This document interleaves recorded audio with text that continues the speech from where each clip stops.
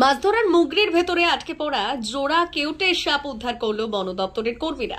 স্থানীয় সূত্রে জানা গেছে, উলবেড়িয়া ১ নম্বর ব্লকের ধুলা শিমলা গ্রাম পঞ্চায়েতের মৌবেশিয়া হালদার বাসিন্দা গোপাল হালদার মাছ ধরার জন্য শুক্রবার জমিতে মুগরি পেতেছিলেন। শনিবার সকালে মুগরিতে মাছ পড়েছে কিনা দেখতে গিয়ে তিনি লক্ষ্য করেন মুগরির মধ্যে আটকে জোড়া কেউটে সাপ। পরে তিনি বন দপ্তরে খবর দিলে বন দপ্তরের কর্মীরা ঘটনাস্থলে পৌঁছে সাপ দুটিকে উদ্ধার করে এবং গর্জমুখ প্রাণী চিকিৎসা কেন্দ্রে নিয়ে যায়।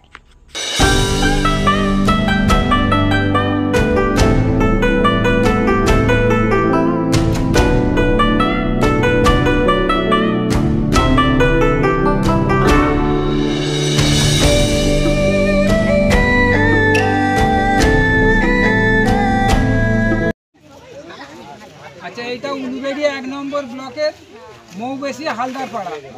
এখানে হালদার পাড়ার বাসিন্দা গোপাল চন্দ্র রায় গোপাল হালদার মহাশয় মাছ ধরার জন্য মুগরি পেতেছিলেন। তো আজ সকালবেলা মুগরি তুলতে গিয়ে দেখতে পাচ্ছে দুখানা বিশাল বড় কেউটে সাপ ওর মধ্যে আটকে রয়েছে। আর আমি এই সময় সবাইকে বলবো, বন দপ্তর থেকে আমাদের জানানো হয় যে মুগরির মুখগুলো কোনো সময় বেঁধে রাখবেন না। ওরা রাতের বেলা ঢোকে, আবার কিন্তু ভোর হলেই ওরা বেরিয়ে চলে যায়। এই সময়টায় অনেক জায়গায় বর্ষাকাল তো সাপ আর থাকবে, তো এইভাবে মুখগুলো বেঁধে রাখবেন না। আর বন দপ্তর সবসময় পাশে আছে আপনাদের।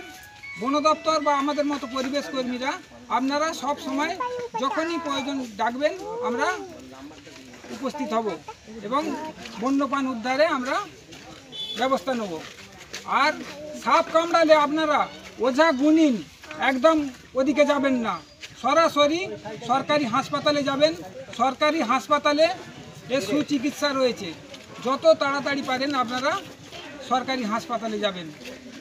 ধন্যবাদ জানাই মৌবেশিয়ার বাসিন্দাদের। অনেকজন ওদের মেরে দিতে বলেছিল, কিন্তু ওরা মারেনি। গোপালবাবু আমাদেরকে জানায় এবং বন দপ্তরের কর্মীরা এসে এটা গড়চুমুক প্রাণী চিকিৎসা কেন্দ্রে নিয়ে যাচ্ছে।